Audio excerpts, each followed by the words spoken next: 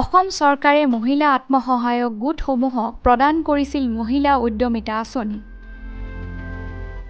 যোৱা কিছুদিন পূৰ্বে নগাঁও কঠীয়াতলীৰ লালুং গাঁৱৰ দুগৰাকী মহিলাই লাভ কৰিছিল অসম চৰকাৰৰ এই আঁচনিৰ মহিলা উদ্যমিতাৰ ধন। এই ধন লাভ কৰি দুগৰাকী মহিলাই নিজ ঘৰতে তাঁতশাল প্ৰস্তুত কৰি আত্মনিৰ্ভৰশীলতাৰ পথ বাছি লৈছে।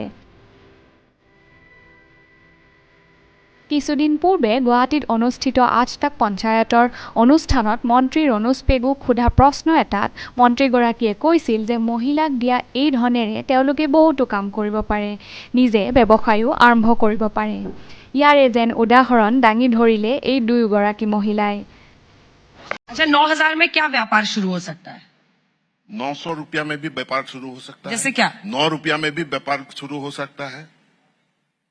क्या मतलब मैं पूछ रही हूँ आपसे 9,000 में मान लीजिए आपने एक महिला को दिया, वो क्या कर सकती है? वो खेती कर सकते हैं, वो सिली का खेती कर सकता है, वो अदरक का खेती कर सकता है, वो लहसुन का खेती कर सकता है, वो वेजिटेबल हॉर्टिकल्चर का खेती कर सकता है। वो 900 रुपया में वो 2 केजी जो धागा है सूता मिलता है, और 2 केजी सूता से उसका हैंडलूम इंडस्ट्री चल सकता है। 9,000 रुपया में तो बहुत ज्यादा पैसा है। 9,000 रुपया में हैंडलूम इंडस्ट्री शुरू हो सकता है, वो पिगरी इंडस्ट्री शुरू हो सकता है। उस 9,000 रुपया में 2 पिगलेट मिलेगा। তাঁতশালত গামোচা, মেখেলা চাদৰ, তিৱা গামোচা, তাগলা, ফাচকাই তৈয়াৰ কৰি বিক্ৰীৰ বাবে প্ৰস্তুত কৰি উলিয়াইছে তেওঁলোকে। লগতে ইয়াৰ জৰিয়তে পৰিয়াল পোহপাল দিয়াত ব্যস্ত হৈ পৰিছে। তেওঁলোকৰ আশা নিজ ব্যৱসায়ৰ জৰিয়তে নিজকে কৰ্মসংস্থাপনৰ লগতে ব্যস্ত কৰি ৰখা।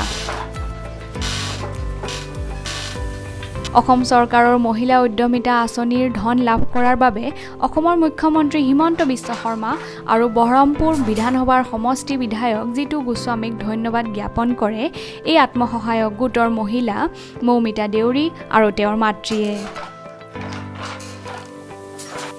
মই এই মুখ্যমন্ত্ৰী উদ্যমিতা আঁচনি 10,000 টকা পাই এই শালখন লৈছোঁ আৰু এই শালখন লৈ মই আগুৱাই যাম বুলি ভাবিছোঁ। কাপোৰ গামোচা বৈছোঁ, নাৰা, তিৱা গামোচা,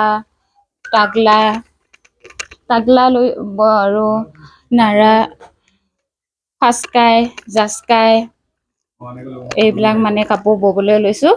চাদৰ মেখেলা আপোনালোকে যদি মোৰ পৰা ল'ব বিচাৰে অতি কম মূল্যত ল'ব পাৰিব। মোৰ লগত আৰু যোগাযোগ কৰিব পাৰিব।